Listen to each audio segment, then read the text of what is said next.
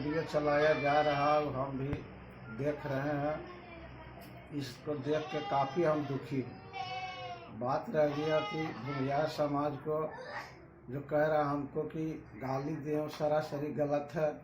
हम तो सब दिन प्रभाकर जी के साथ एक परिवार के साथ हैं, एक परिवार की तरह हमको माने हैं। ऐसा कभी हम उनको खिलाफ बोलिए नहीं सकते।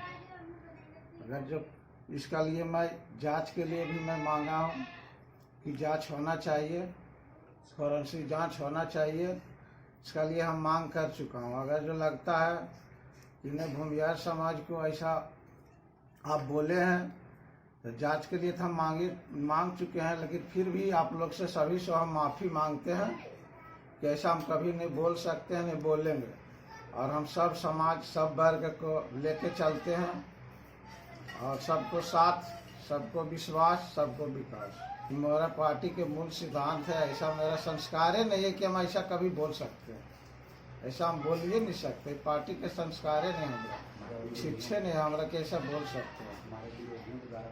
ऐसा फर्जी करके हमारा विरोधी हमारा बैक वोट घटाने के लिए ऐसा स्वतंत्र रचा गया है।